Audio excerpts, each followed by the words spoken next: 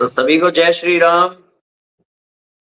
आशा करते हैं आप सभी कुशल पूर्वक होंगे और धरातल पर कार्यों की अधिकता होने के कारण आपके समक्ष यथावत जिस तरह से पूर्व में यूट्यूब चैनल के माध्यम से इंफॉर्मेटिव वीडियोस हम प्रदान कर रहे थे, उसमें थोड़ी सी रुकावट आई धरातल पर ज़्यादा एक्टिव होने के कारण। परंतु जो भी हम कर रहे हैं, यहाँ समय ना दे करके जो धरातल पर समय अधिक दे रहे हैं, धरातल पर पहले भी समय देते थे, पर इस समय बहुत ज़्यादा दे रहे हैं। तो उसका जो अभी जो ऐसा परिवर्तन किया तो उसके द्वारा मिलने वाले जो परिणाम हैं, जो फल हैं, वो आपको आपके लिए अत्यंत लाभदायक होंगे। आपको जब प्राप्त होंगे वो फल, जब आपको सूचनाएँ प्राप्त होंगी, तो आपको अत्यंत हर्ष होगा। तो सबसे पहले आ जाते हैं आज के बुलेट पॉइंट्स पर, बिना विलंब के।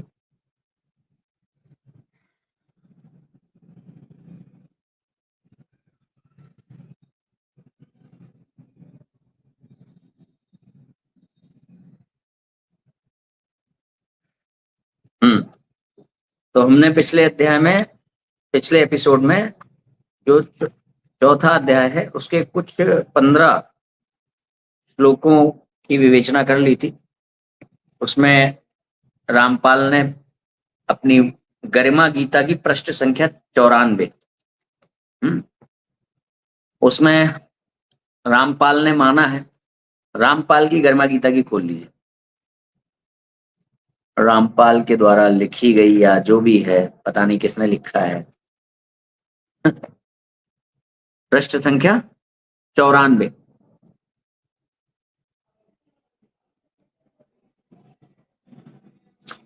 तो इसमें रामपाल ने सर्वप्रथम गीता जी के अध्याय 4 के श्लोक 1 से 3 में इसने माना है कि गीता कहने वाला अर्जुन को बोल रहा है कि तू मेरा प्रिय मित्र है। अब यदि गीता बोलने वाले भगवान श्री कृष्ण नहीं है, कोई और एंटिटी इनके द्वारा बनाई गई जो तथाकथित इनका जो काल है वो है, जो कि ब्रह्मा विष्णु महेश नहीं है, जो कृष्ण नहीं है, जो राम नहीं है, जो ईश्वर भी नहीं है, जो एक राक्षस है। तो यदि ये राक्षस अर्जुन को अपना प्रिय मित्र बता रहा है, क्यों बता रहा है? भगवान श्री कृष्ण की और अर्जुन की मित्रता प्रासंगिक है, हम सब लोग जानते हैं, जग जाहिर है। परंतु ये अर्जुन को अपना प्रिय मित्र क्यों बोल रहा है? कब हुई इनकी मित्रता, कैसे हुई? इस बारे में कोई विवेचना नहीं है, कोई शास्त्र नहीं है, कुछ नहीं है, क्योंकि वास्तविकता क्या है कि भगवान श्री कृष्ण ने ही गीता का ज्ञान दिया है। उसके बाद इसने इसमें शब्दों की चोरी भी बहुत सारी की है। बहुत सारी में चोरी की है, तो आप उसको देख सकते हैं जाकर के। कहाँ?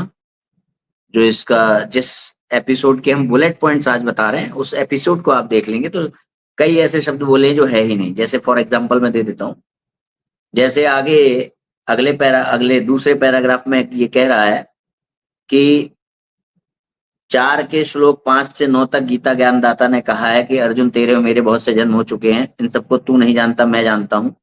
इसके बाद इसने कहा कि मैं मनुष्यों की तरह जन्म न लेने वाला अविनाशी आत्मा होते हुए भी ये मनुष्यों की तरह है। ये क्या है? अच्छा, सर्व के बाद इसने कोष्टक में लिखा है 21 ब्रह्मांड। ये दिखाइए जरा, ये वाला सर्व का अर्थ 21 ब्रह्मांड कैसे हुआ? सर्व प्राणियों का स्वामी होते हुए भी ये कौन से हिसाब से स्वामी है? सर्व प्राणियों का किस हिसाब से स्वामी है? ये तो एक चोर टाइप का व्यक्ति है ना, स्वामी तो कोई और है। 21 ब्रह्मांडों के लोगों का भी ये स्वामी नहीं है, स्वामी तो कोई और है, कबीर है रामपाल के हिसाब से। ये किस हिसाब से स्वामी हुआ? ये तो चोरी और डकैती करने आया हुआ व्यक्ति है, इसको आप स्वामी बोल रहे हैं। मूर्खता की पराकाष्ठा हर पन्ने पर मिलती रहेगी। तो इस तरह से इसने जो है बहुत सारे शब्दों का हेर फेर किया है, जो है ही नहीं वो शब्द बोले हैं, है ना। जैसे मैं इसी पैराग्राफ में देखिए अंतिम लाइन में, उन्हीं में से अंश अवतार रूप में श्री कृष्ण राम श्री परशुराम आदि सृजामी रचता हूं। अंश अवतार कहाँ लिखा है इसमें? उसमें तो लिखा है मैं अपना सृजाम में हम, मैं अपना सृजन करता हूं। तो उसमें यही कहना पड़ेगा अपने रूप का सृजन करता हूं। परंतु इसमें कहाँ लिखा है कि अंश अवतार का सृजन करता हूं और उनमें गुप्त रूप से प्रकट होता हूं? ये कहाँ लिखा है? इसकी संस्कृत कहाँ है? जेल वाले बाबा जी, जेल वाले बाबा मेरा गाना बजा दो, गाना बजा दो। ये रामपाल के जो फॉलोअर्स हैं वहां जाके कहते होंगे, जेल वाले बाबा मेरे गाना बजा दो, गाना बजा दो। वो गाना बजाता होगा।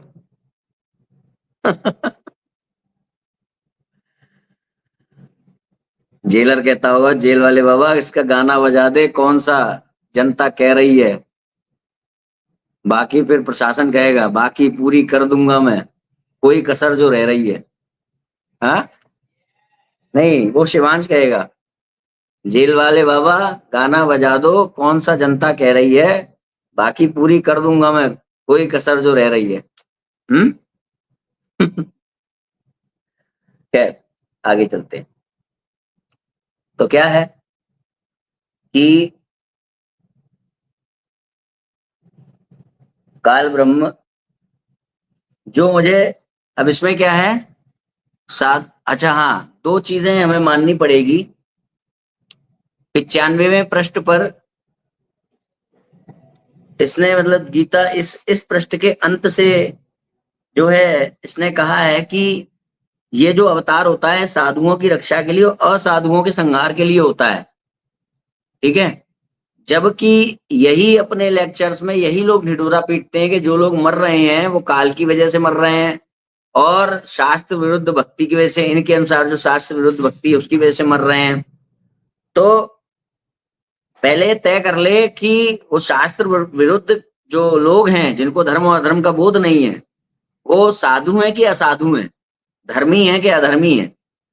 तो इनके अनुसार काल जो है, खुद ही एक तरफ कहते हैं कि काल जो है वो आता है किस लिए, लोगों को खाने के लिए, लोगों को परेशान करने के लिए, झूठ बोलने के लिए, भ्रम में डालने के लिए, इन सारे बुरे कारणों की वजह से काल है।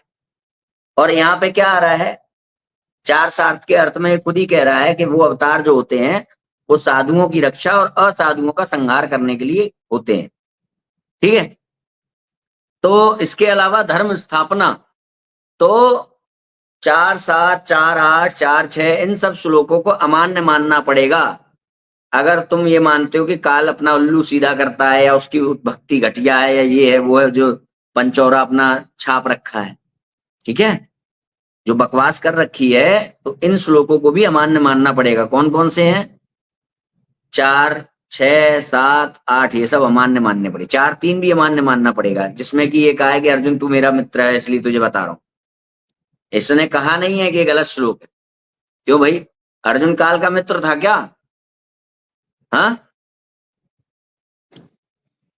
कब हुई मित्रता? चलिए आगे चलते हैं। अब पृष्ठ संख्या 95 पे आ जाते हैं। क्या हुआ है इसमें, इसने माना है कि काल, अच्छा, जो मुझे तत्व से जान लेता है, जो मुझे तत्व से जान लेता है वह पुनः जीवन मरण को प्राप्त नहीं होता, ये भगवत गीता में कहा गया है, जो भगवत गीता के श्लोक का अर्थ है। परंतु इसने क्या लिखा है, जो मुझे तत्व से जान लेता है उस पूर्ण ज्ञानी का पुनर्जन्म नहीं होता। तो जब काल को तत्व से जान लेना ही पूर्ण ज्ञान है, तो फिर काल से अलग किसी और का ज्ञान क्यों लेने जाएं? क्योंकि इसने यही कहा ना कि जो मुझ काल को तत्व से जान लेता है उस पूर्ण ज्ञानी का, यानी काल को तत्व से जान लेने वाला पूर्ण ज्ञानी हो गया, पुनर्जन्म नहीं होता, ठीक है। और जो तत्व से नहीं जानता है वो मेरे जाल में फंसा रह जाता है। जो इस प्रकार तत्व से मुझे नहीं जानता है वो मेरे जाल में फंसा रह जाता है। तो यानी कि गीता बोलने वाला ही ये कह रहा है यहाँ पर, इसके हिसाब से भी, कि जो उसको जान लेगा वो पुनर्जन्म को प्राप्त नहीं होता। और ये बात भगवान ने और भी कई जगह पर कही है कि वो ऐसा ज्ञान है जिसके बाद और कुछ जानना बाकी नहीं रह जाएगा। मेरे बारे, अपने बारे में ये बात कही है, आगे के चैप्टर्स में आएगा। तो जब भगवान ने कह दिया कि मुझे ही जानना तत्व ज्ञान है और मुझे जान लेने के बाद पुनर्जन्म नहीं होता है, इसके हिसाब से काल ने कहा, हमारे हिसाब से भगवान ने कहा, तो फिर क्यों जाए कबीर को जानने भाई? जब यहाँ पे पूर्ण ज्ञान हो गया, व्यक्ति पूर्ण ज्ञानी हो गया, जान करके वो किसी भी रूप में जाने, तुम्हारे हिसाब से बुरे रूप में जाने, हमारे हिसाब से अच्छे रूप में जाने, मगर यहाँ पे जान करके तुमने भी मान लिया कि वो पूर्ण ज्ञानी हो गया। पूर्ण ज्ञानी हो गया जिसने काल को तत्व से जान लिया, तो कबीर को क्यों जाने, सूक्ष्म वेद क्यों पढ़े? हो गया खत्म, यहीं पर हो गया इनका चैप्टर क्लोज। ठीक है, आगे चलते हैं। इसके आगे इसने क्या बेवकूफी की है? जेल वाले बाबा ने गाना बजाया है, तो क्या बजाया है? काल ब्रह्म अच्छी आत्माओं को रचता है, अर्थात पैदा करता है। अभी बताओ, आत्माओं को आ, क्या कहते हैं? परमेश्वर रचता है, क्योंकि इसने दूसरे अध्याय के 10वें श्लोक में जो बातें की हैं उसमें ये माना है कि जो कबीर परमेश्वर है, इनके हिसाब से वो आत्माओं को उत्पन्न करता है, रचता है। और यहाँ क्या कह रहा है कि काल ब्रह्म रचता है। तो क्या काल ब्रह्म और कबीर एक ही है? परमेश्वर काल ब्रह्म ही है। और दूसरी बात यह है कि अच्छी आत्माओं को रचता है, इसका अर्थ क्या हुआ कि वो अच्छा है। यानी कि काल ने, अगर ये मानेंगे कि काल यहाँ पे जो है आत्मा जो मनुष्य रूप में जन्म लेती है, हालांकि वो अर्थ निकलेगा नहीं पर मान लेते हैं कि आत्मा जो है मनुष्य रूप में जो जन्म लेती है उसको काल रचता है, मतलब उसके शरीर को काल रचता है। तो फिर क्या बुरे शरीर वाले जो मनुष्य हैं उनको काल नहीं रचता है क्या? तो अच्छी आत्माओं को रचता है, ये क्या है? तो खैर, कुल मिला के बात यह है कि आत्माओं को रचने वाला परमेश्वर इसने ही माना है। यद्यपि आत्माओं को रचने वाला कोई है ही नहीं, परंतु इस मूर्ख ने माना है कि आत्माओं को परमेश्वर ने रचा। और यहाँ पे खुद कह रहा है कि आत्माओं को कौन रचता है? काल। ठीक है। और क्या है? आकार में प्रकट नहीं होता है। अब यहाँ आगे कह रहा है कि ये जो है आकार में प्रकट नहीं होता है, इसका अटल अविनाशी नियम है। क्या नियम है? कि अपने आकार में प्रकट नहीं होता है, मतलब दिखाई देने वाला स्वरूप नहीं प्राप्त लेता है।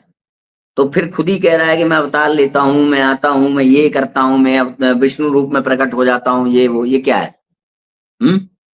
यानी वो आकार लेता है ना, साकार रूप में, आकार रूप में प्रकट होता है ना।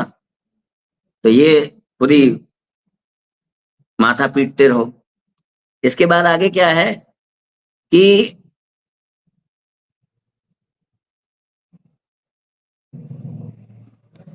96वें पृष्ठ पर इसने एक शब्द लिखा है, अगला पृष्ठ 96, इसमें दूसरी लाइन के अंत में इसने कहा है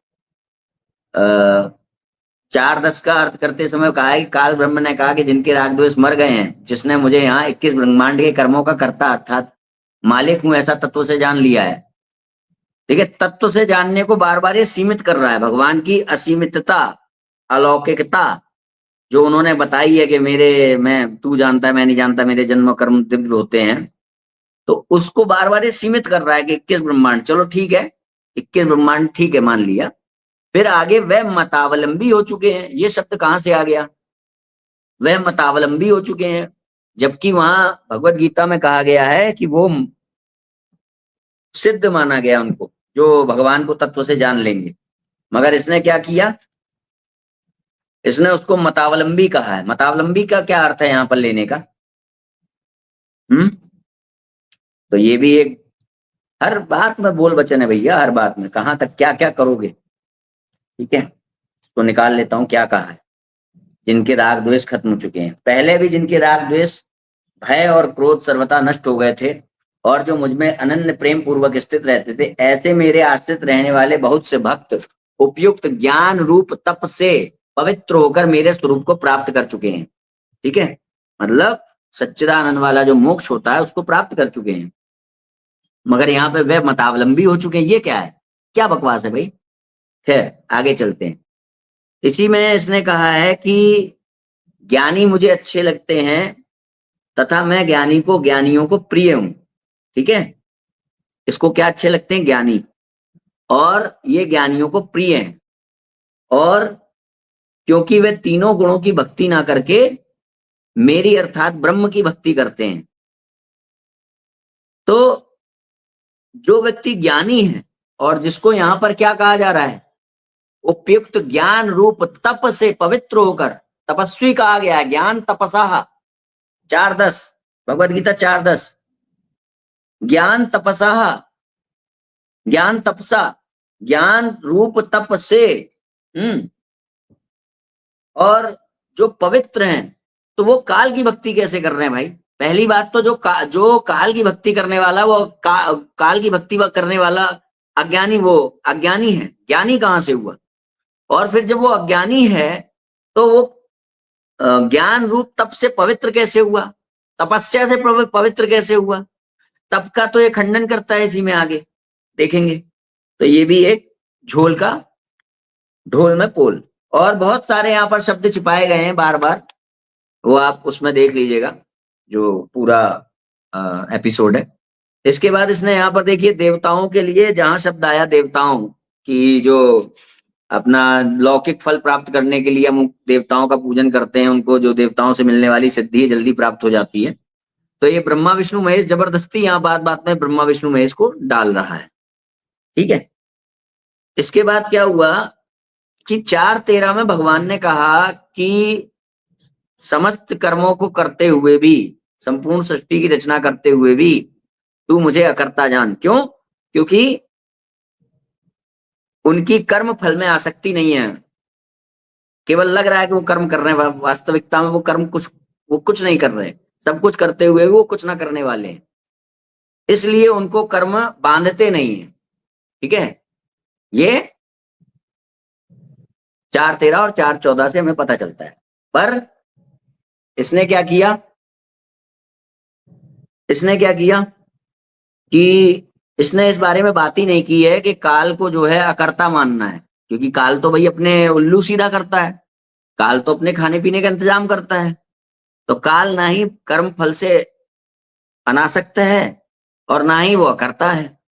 मगर इसने अपनी गीता का अर्थ करते समय इसने ये बात ही नहीं की। ठीक है, तो इस हिसाब से जो 4:13 है जिसमें गीता कहने वाले को अकर्ता कहा गया है, 4:14 है जिसमें गीता कहने वाले को क्या कहते हैं, कर्म फल से अनासक्त कहा गया है। ये दोनों ही अमान्य मानने पड़ेंगे। नोट करते जाना, मैं कर रहा हूं। कितने श्लोक अभी तक अमान्य हो चुके हैं इसकी थ्योरी के अनुसार, है ना। जो ये कहता है ना 5% ज्ञान गलत है, इसकी बैंड बजेगी। कम से कम कुछ नहीं तो 80% श्लोक जो होंगे, 70 से 80%, वो इसने नहीं माने हैं गीता के, और कहने को कह दिया कि 5% ज्ञान गलत है। ठीक है, आगे चलते हैं। इसके लास्ट में, इसी पैराग्राफ के लास्ट में इसने क्या बात मान ली है, इसलिए तू अपने पूर्वजों की तरह शास्त्रानुकूल भक्ति कर्म कर। अब ये बताओ कि इसके पूर्वजों को तत्वदर्शी कौन मिला था, और ये बात कह कौन रहे हैं, ये बात कह कौन रहे हैं, ये बात कह रहे हैं भगवान श्री कृष्ण। यानी भगवान श्री कृष्ण तब कह रहे हैं जब तक कबीर नहीं आए हैं। तो कौन तत्वदर्शी मिला था जिसने गीता की व्याख्या या जो भी व्याख्या की थी तात्विक ज्ञान की, वेदों की व्याख्या, तो वो कौन सा तत्वदर्शी था जिसने ज्ञान दिया था, जिसके कारण जो है वो पूर्वज, ये लोग दिन भर गाली देते हैं कि पूर्वजों ने गलत भक्ति की, और ये भक्ति हम बता रहे हैं आज कलयुग में, आज हम भक्ति बता रहे हैं, तब से कोई मुक्ति नहीं हुआ है। और कुछ 2-4 लोग जो इनकी चपेट में आ गए हैं, जेल धाम जाकर के वो मुक्त होते हैं, जेल वाले बाबा का गाना सुन के। मगर यहाँ क्या कह रहा है कि तू अपने पूर्वजों की तरह शास्त्रानुकूल भक्ति कर्म कर, ये भी मान लिया इसने 4:15 में। तो अब इनका कोई बेवकूफ फॉलोअर आए तो उनके मुंह पे मारना, ये देख तेरे बाबा ने क्या लिखा है, जेल वाले बाबा ने गाना बजाया तेरा, तो अब पहली बात है, ज्ञान यज्ञ क्या है? इसके अनुसार ज्ञान यज्ञ है शास्त्रों का पठन पाठन, और शास्त्रों के पठन पाठन से मुक्ति नहीं है। इसने अपने कई पृष्ठों में ये कह दिया है कि पांचों यज्ञों से मुक्ति नहीं है, मुक्ति किसी और चीज से है। और तो और अभी इसने थोड़ी देर पहले ही जो भगवत गीता का ज्ञान यज्ञ कहा गया है, जो 25 से 30 के बीच में, उनका भी खंडन किया है, उनसे भी मुक्ति नहीं है। तो ज्ञान यज्ञ के ज्ञान को देने वाले को तत्वदर्शी कहा है। तो यदि रामपाल ये वाला तत्वदर्शी 4:34 का, ठीक है, यदि रामपाल 4:34 का तत्वदर्शी है तो मुक्ति देने वाला नहीं है, क्योंकि वो ज्ञान यज्ञ का ज्ञान देने वाला है। हाँ, यदि वो नाम देने वाला है तो उसका श्लोक यहाँ होना चाहिए, उसके बारे में श्लोक यहाँ होना चाहिए कि वो ये ज्ञान यज्ञों का ज्ञान नहीं, ये वाला ज्ञान भी देगा, ये भी देगा, ये भी देगा। वो श्लोक होना चाहिए ना प्रमाण। तुम इस श्लोक के आधार पर उसको तत्वदर्शी सिद्ध मत करो, मोक्ष देने वाला सिद्ध मत करो। दूसरी बात यह है कि भगवान ने इसकी बेवकूफी की देखिए सीमाएं क्या है। इसने अपनी भगवत गीता में, ये गरिमा गीता की का कचरा करते समय, और उसमें ये लिखा है कि अर्जुन को मोक्ष भी मिला। मोक्ष कैसे मिल गया? उसको तत्वदर्शी तो मिला नहीं था। अच्छा, हम अगर देखें तो अर्जुन को मोक्ष मिला, बिल्कुल मिला। और जो गीता कहने वाला जो है, यहाँ पर भगवान श्री कृष्ण गीता कहने वाले हैं, और 2:16 में विद्या और अविद्या को जानने वाला होने के रूप में वो वहां पे तत्वदर्शी सिद्ध हो रहे हैं। विद्या और अविद्या को जानने वाला तत्वदर्शी है, वहां पे कहा गया है, ठीक है। तो भगवान श्री कृष्ण तत्वदर्शी वहां सिद्ध हो रहे हैं। तो यहाँ पे भगवान कहना क्या चाह रहे हैं कि तू भैया उसको तत्वदर्शी के पास जाके जान। अच्छा, उस समय तत्वदर्शी था कौन जो वो कह रहे हैं कि तू तत्वदर्शी के पास जाके जान? क्या वो आप लगभग महाभारत के कितने वर्षों के बाद ये आए हैं कबीर? कुछ नहीं तो मेरे ख्याल से 2-2.5 वर्ष के बाद तो आए हैं। तो क्या 2-2.5 वर्ष के लिए कह रहे थे कि अर्जुन तू, जब मैं 600 क्या कहते हैं कलयुग में जब ये कबीर आएंगे तो उससे लेना तुम ज्ञान? कौन था उस समय तत्वदर्शी जिसके पास जाने को कह रहे हैं? दूसरी बात, अर्जुन गया क्या? तीसरी बात, भूल चूक से लिख दिया है रामपाल ने कि अर्जुन को मोक्ष मिला, मगर क्या ये मानता है कि अर्जुन को मोक्ष मिला? मिला तो उसको ज्ञान किसने दिया? ये बहुत सारी बातें यहाँ पर खड़ी हो जाती है। एक कि तत्वदर्शी गीता कहने वाले सिद्ध हैं 2:16 से।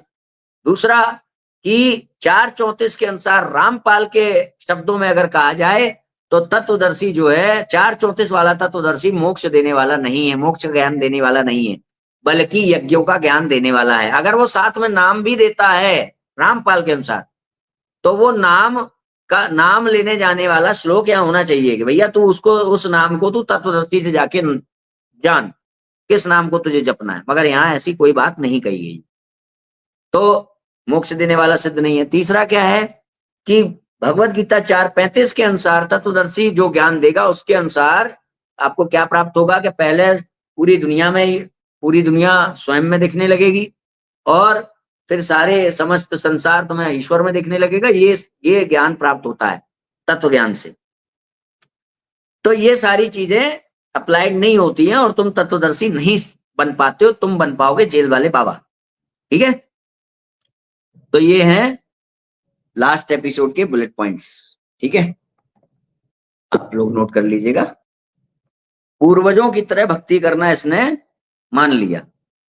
तो अर्जुन के वो कौन से पूर्वज हैं जो शास्त्रानुकूल भक्ति करते थे, वो बताए रामपाल का कोई नुमाइंदा, अंधेरा कायम रहे का नुमाइंदा, अंधेरा कायम रहे, बाबा जेल में रहे, बाबा का गाना बजता रहे। खैर आगे चलते हैं।